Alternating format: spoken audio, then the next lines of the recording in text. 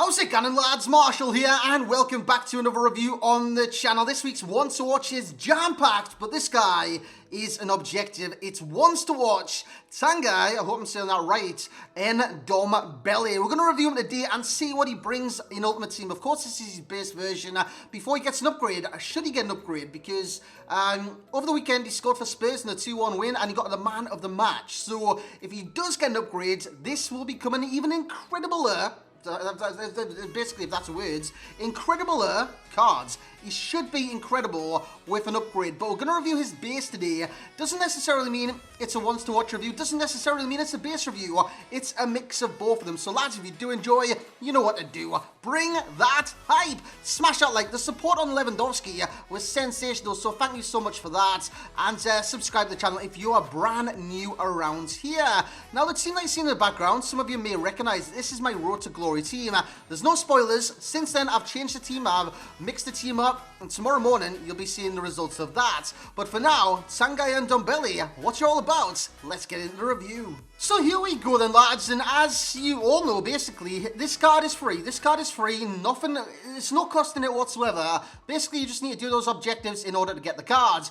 But should you get the equivalent of this card, the normal rare gold card, that's 12,000 coins on the Xbox and on the PlayStation. So just by doing this, you earn yourself 12k with a potential upgradable card. Well, it is an upgradable card, just the potential getting in form and upgrade to that level. It brings medium work rates, that brings problems. 5'11", 3-star weak foot, and 4-star skills. As we are about to look into the stats, I will warn you, the pace is good. The dribbling is fantastic for a powerful midfielder on this game, as you can see on your screen right now. The acceleration is one of the keys into how this card ticks, because you can run into challenges, you can close players down very quickly, and add that to his strength, 78, aggression of 81, that is important as well.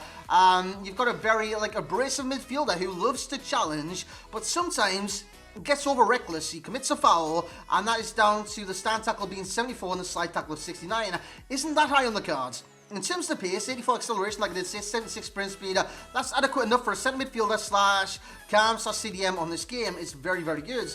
In terms of the shooting, 59 finishing, 65 long shots, 59 volleys, but the shot power, 80. That makes him score goals. That makes him score goals in certain situations. As you're about to see on the screen, this one isn't about the power. I do believe this one is a chip, but it's good play, starting from the right, going across to the left, going back across the midfield, and you can see all the time, his positioning is a little bit off. Now, I'm not like, no, this one isn't, that's a lovely finish. Actually, that's not the chip. The next one might be the chip. That was just a powerful finish from Ndombele. Again, after a piece of skill, because also he's got 4-star skills. This is very important to the card as well, because you can utilize those 4-star skills. Although the heel to heel is not a 4-star skill, he utilized it there, and coming out of it relatively fast with his 83 agility, and he did score the goal with his 80 shot power. Yeah, positioning wise, I just want to talk about that straight away with this card, because he's got medium to medium work rates, which means he's going to float about the midfield, so he's going to kind of stay in that position. But defensively, his positioning, 75 interceptions, not that good, not that impressive or anything like that. Defensive awareness, 68. Honestly, defensively, he just doesn't mark runs. He doesn't track runs. He doesn't get in the right positions to do a defensive block or anything like that. Interceptions, he's okay with. He will do interceptions from time to time, but it's just the positioning, defensive and offensively, because, like I said, medium to medium work rates. He's not going to push too far in the attack. He's not going to push too far in the defense. He's just going to hover. And with his 70 attacking positioning, his position's all off on this game. He's just not in position at the right times when you want him to be in the right position. So let's get on to his pros and lads, and let's talk about what is really good with the cards. Tackling's good. His tackling's good, although sometimes it can be overzealous. You can get over, I don't know what the word is, over committed to a challenge where he causes a foul and whatnot, over aggressive, so to speak. He does win the ball back.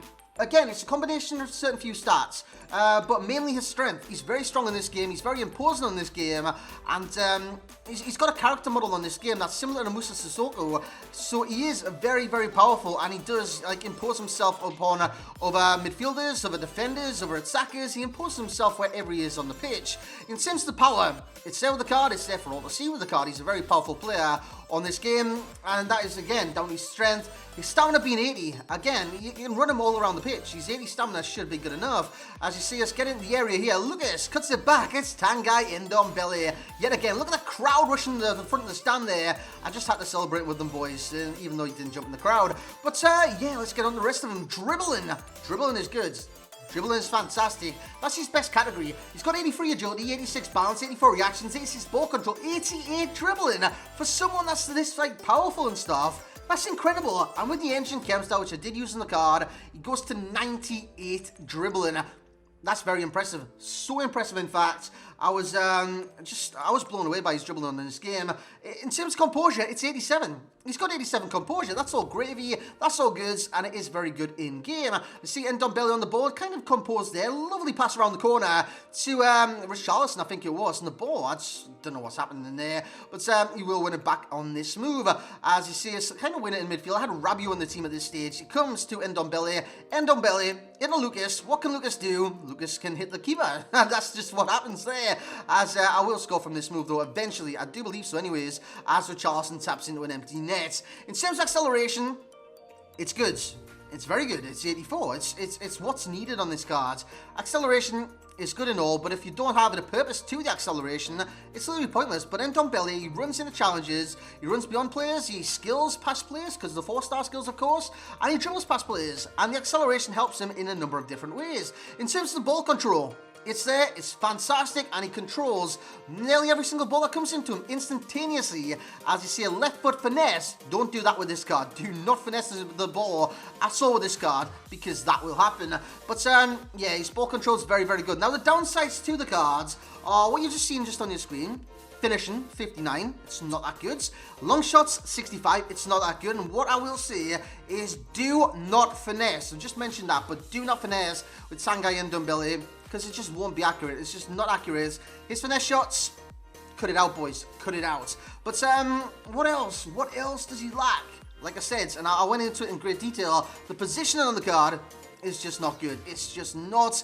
well, basically, it's a no bueno. I don't know what that means in French. Tanguy Ndombele is French, so is it like... oui, no, non bueno, no bueno, non bueno? Something like that, boys. Something like that. I'm trying to speak French in a bloody review. What am I doing? But in terms of Tanguy Ndombele and his base card, because you've got to kind of know this, it's his base card. It's his 81 rated card. He hasn't had an upgrade or anything like that. Reviewing his base card today, just to kind of give you an example or an idea of what you guys are looking to achieve and get from the objectives. So Tanguy Ndombele, his overall rating will be an 8.0. That's not a bad rating. It's not a bad rating because he brings a lot of like meta stuff to this game, a lot of overpowered stuff to this game, and he's just like an overpowered card. He simply is an overpowered card. So he's getting 8.0 in that category. There's a lot of things that go against him, which I went into detail about that during the review. In terms of value for coins, the free version, 0 coins, is the objective, is the one to watch. That's a 10 out of 10, straight 10 out of 10, probably a 20 out of 10. It's not that difficult to get, but if you're in like Division 1 stuff, I can imagine the rival stuff will be very difficult to get. I think with this team, I was in Division 4, and I got it over the course of a few hours, simple as that.